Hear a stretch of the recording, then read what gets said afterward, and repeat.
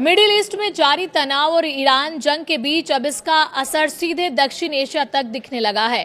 ऊर्जा संकट से जूझ रहे बांग्लादेश ने अमेरिका के सामने बड़ी मांग रख दी है।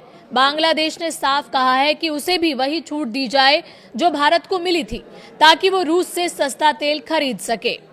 दरअसल बांग्लादेश ने डोनाल्ड ट्रंप प्रशासन से अनुरोध किया है कि रूसी ऊर्जा खरीद पर लगे प्रतिबंधों में उसे अस्थायी राहत दी जाए। बांग्लादेश का तर्क है कि जब इंडिया को 30 दिन की छूट मिल सकती है तो उसे भी कम से कम 2 महीने की राहत मिलनी चाहिए। इस छूट के तहत बांग्लादेश करीब 6 लाख मीट्रिक टन रूसी डीजल आयात करना चाहता है। ऊर्जा मंत्रालय के अधिकारियों के मुताबिक अमेरिका को औपचारिक पत्र भेज दिया गया है और अब जवाब का इंतजार है। बांग्लादेश की समस्या ये है कि वो अपनी लगभग 95% ऊर्जा जरूरतों के लिए आयात पर निर्भर है। ऐसे में वैश्विक बाजार में कीमतों की उथल पुथल सीधे उसकी अर्थव्यवस्था पर भारी पड़ रही है। स्थिति इतनी गंभीर है कि सरकार को ईंधन राशनिंग तक लागू करनी पड़ी। हालांकि ईद के मौके पर कुछ राहत दी गई, लेकिन संकट अब भी बना हुआ है।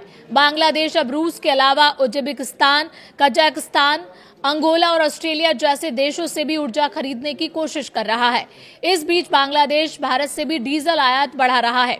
बांग्लादेश पेट्रोलियम कॉरपोरेशन भारत की नुमालीगढ़ रिफाइनरी से अप्रैल में 40,000 मीट्रिक टन डीजल खरीदने जा रहा है, जो पिछले महीने की तुलना में लगभग 2 गुना है।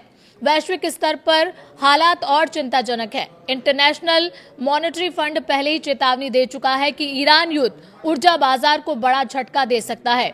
खासकर होर्मुज स्ट्रेट पर तनाव के चलते तेल सप्लाई प्रभावित हो रही है, जिससे कीमतें लगातार बढ़ रही हैं। कुल मिलाकर बांग्लादेश की ये मांग सिर्फ एक देश की परेशानी नहीं, बल्कि उस बड़े संकट का संकेत है जिसमें ऊर्जा आयात पर निर्भर कई देश फंसते जा रहे हैं। अब देखना होगा कि अमेरिका इस मांग पर क्या फैसला लेता है, क्योंकि इसका असर सिर्फ बांग्लादेश पर ही नहीं, पूरे क्षेत्र की अर्थव्यवस्था पर पड़ सकता है।